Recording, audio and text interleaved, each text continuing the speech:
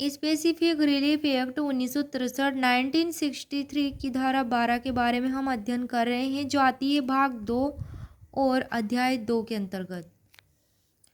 धारा 12 में है संविदा के भाग का विनिर्दिष्ट पालन। कौन सा पालन? विनिर्दिष्ट पालन है संविदा के भाग का।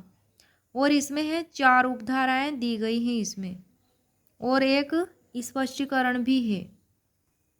उपधारा 1 में है कि इस धारा में इसके पश्चात अन्यथा उपबंधित के सिवाय कोड किसी संविदा के किसी भाग का विनिर्दिष्ट पालन निर्देशित नहीं करेगा।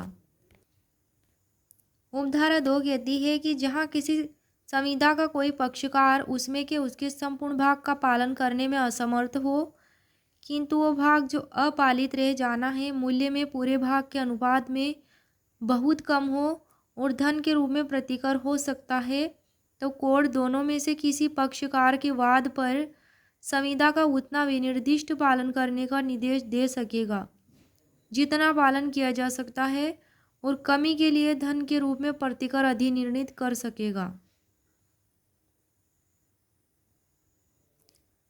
नेक्स्ट है उपधारा 3।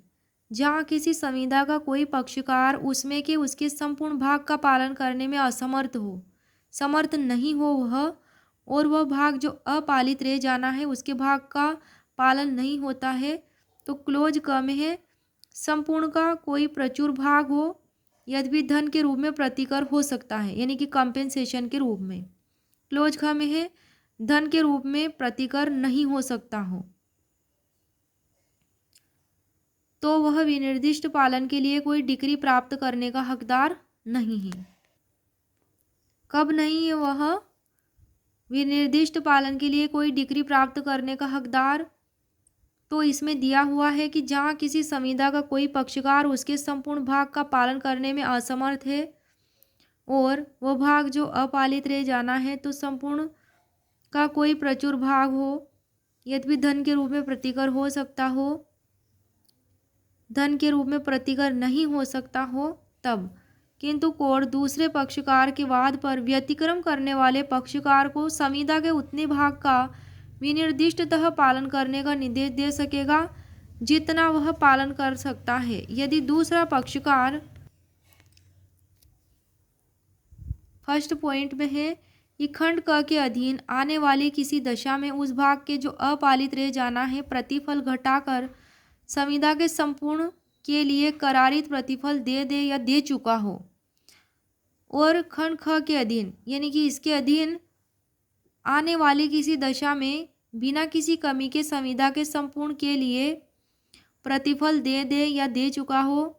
और दूसरा पॉइंट है दोनों में से प्रत्येक दशा में संविदा के बाकी भाग के पालन के समस्त दावों और या तो कमी के लिए या प्रतिवादी के व्यतिक्रम के कारण उसके द्वारा उठाई गई हानि या नुकसान के लिए प्रतिकर के समस्त अधिकारों को त्याग दें।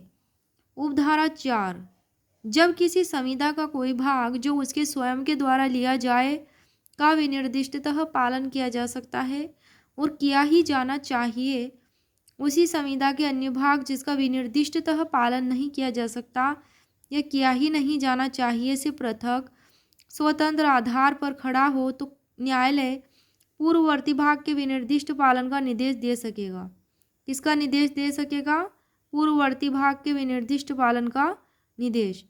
स्पष्टीकरण है इसमें, इस धारा के प्रयोजनों के लिए यानी कि धारा 12 के प्रयोजनों के लिए किसी संविदा का कोई पक्षकार उसमें के उसके संपूर्ण भाग का पालन करने में असमर्थ माना जाएगा यदि उसकी विषय वस्तु का कोई भाग संविदा की दिनांक को विद्यमान हो और उसके पालन के समय विद्यमान नहीं रह जाए। जब उसकी बारी आए पालन करने की संविदा के, तो उस समय वह विद्यमान नहीं रह जाए, तब क्या होगा? असमर्थ माना जाएगा वह संपूर्ण भाग का पालन करने में। अगर विषय वस्तु का कोई भाग संविदा के दिनांक को विद्यमान हो और उसके पालन के समय वह विद्यमान न रह जाए तब।